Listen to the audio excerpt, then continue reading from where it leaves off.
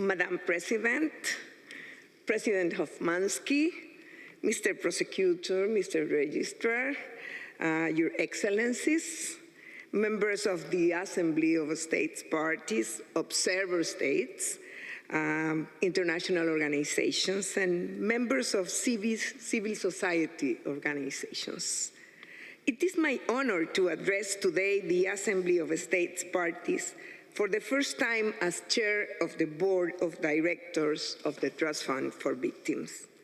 Since the appointment of the current Board of Directors at the 20th session of the Assembly last year, we have had an intense year of activities, both at the directive and strategic level as board, as well as operationally in what concerns the activities of the Trust Fund. Our work has been driven by our commitment to ensure that the Trust Fund for Victims activities reach as many victims as possible. Being a trust fund, our first and foremost obligation is to raise the financial resources to deliver our programs, both assistance and reparations. To date, this year, the Trust Fund for Victims has received almost 1.5 million in voluntary contributions. Since its establishment, 50 states parties have contributed to the Trust Fund. I thank in particular those states that have made contributions or pledges for contributions this year, as well as those who have even doubled their pledge. Your Excellencies, the Board of Directors calls upon each of the states parties to contribute to the Trust Fund for Victims program activities annually, even if in a symbolic manner. At the same time, substantive funding is urgently required, in particular for the purposes of the Lubanga program's extension into a third contractual year, which requires an additional $2 million more. I call on you to consider providing additional donations which, given the nature of our activities, may originate from development or aid funding. To further enhance our fundraising impact, at our 30th board meeting for 2022, which starts today, the Board of Directors will adopt the fundraising and visibility strategy. This instrument will support the board in enhancing the resources available to the Trust Fund for Victims, and therefore to the victims and survivors. Additional funds are essential. Voluntary contributions to the Trust Fund for Victims are at annual average of 2.7 million, which is insufficient to complement the payment of liability amounts ordered by the trial chambers or to continue the ongoing multi-annual programs. Our second priority is certainly programmatic, that is, to ensure the implementation of the reparations programs. In July, the Trust Fund for Victims launched collective reparations for the population of Timbuktu in the Al-Mahdi case in Timbuktu, Mali. The individual reparation award program has continued, reaching more than 1,000 beneficiaries to date. By the end of October 2022, and since 2008, the court-ordered reparation programs in Lubanga and Katanga, as well as the assistance program with 7 partners in Eastern Democratic Republic of Congo, have reached more than 120,000 beneficiaries.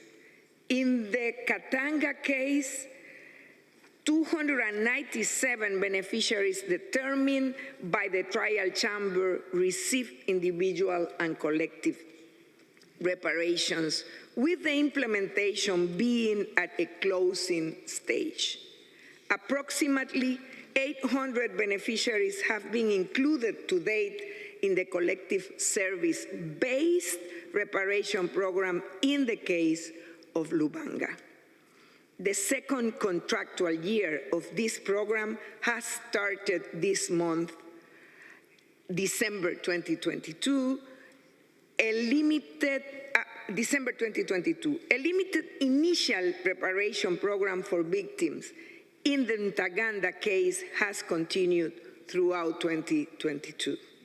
The Trust Fund has also put in motion symbolic, collective, and individual reparations in relation to 13 incidents of Rome Statute crimes of particular gravity as part of its assistance program in Côte d'Ivoire. A symbolic ceremony under the leadership of the government of Côte d'Ivoire took place in last November, to recognize the victims of the post-election violence in Duekwe, one of the places at which the TFV conducts its assistance program. As it has been said today, in September, the Irish Embassy co-organized and supported a monitoring mission to northern Uganda and brought the transformative work of the Trust Fund for Victims in Uganda closer to the 3 board members and representatives of 14 states. The program has been active since 2008 and reached approximately 68,000 direct beneficiaries. A side event about this mission with testimonies with the attendees will take place tomorrow at lunchtime. I hope you can join us.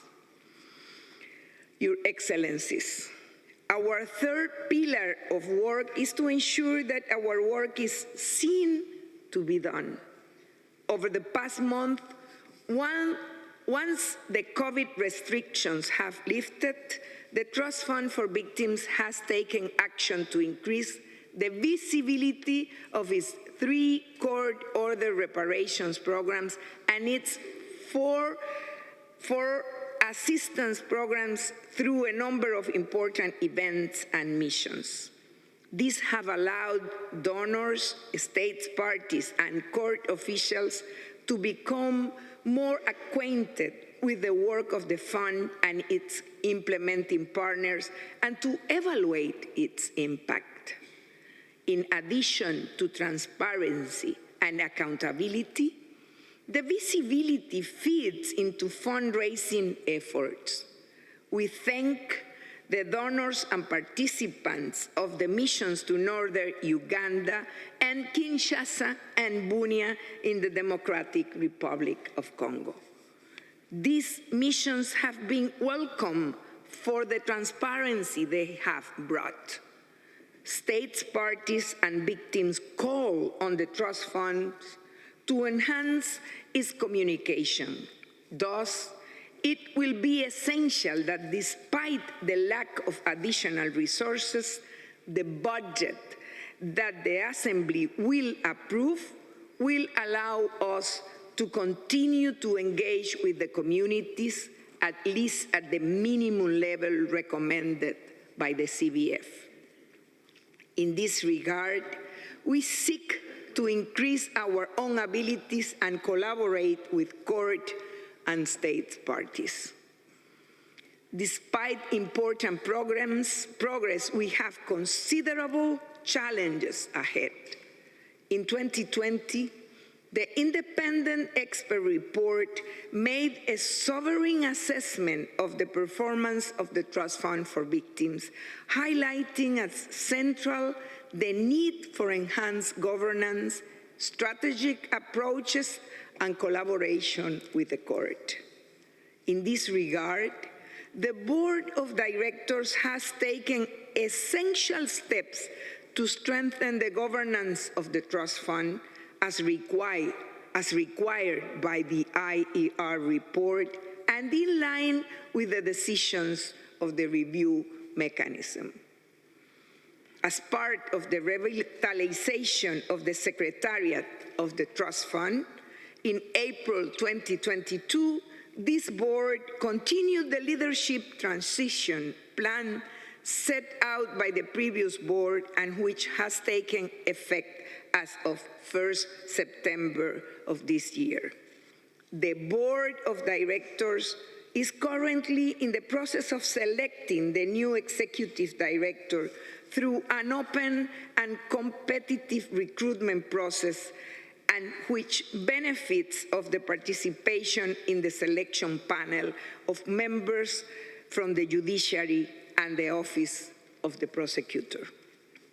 To further strengthen the Secretariat, the board has proposed to the Assembly amendments to the regulations of the Trust Fund for Victims as to put in place tenure for the executive director role and to clarify the respective roles of the Board of Directors and the Secretariat. These amendments are before this Assembly for approval. Your Excellencies, centrally to addressing key shortcomings, the Trust Fund for Victims has developed its new strategic plan 2023 to 2025, which is currently, together with the strategic plans of the court, open for consultation with states and society. The new strategy makes use of the Trust Fund's strongest asset, the collaboration with the court, to constitute together a pillar of reparative justice of the Rome Statute. Together, we can work to put in place transformative reparations for and with victims. Together, we can mitigate the negative effects of Rome Statute crimes for the next generations.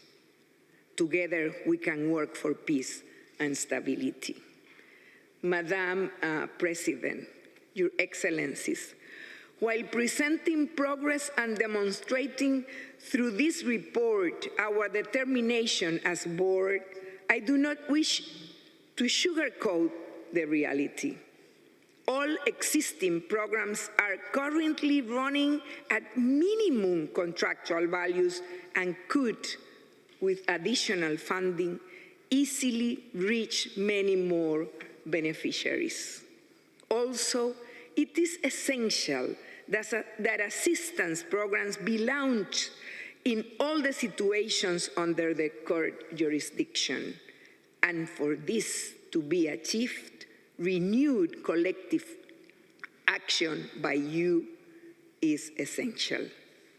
As I stated, during the 20th anniversary of the court in July, we must remember that the wording of the Rome Statute is written with the ink of victims' suffering. If we are to continue pledging that victims are the center of the Rome Statute system, such pledges need to be matched with resources. Muchas gracias. Thank you very much. Thank you.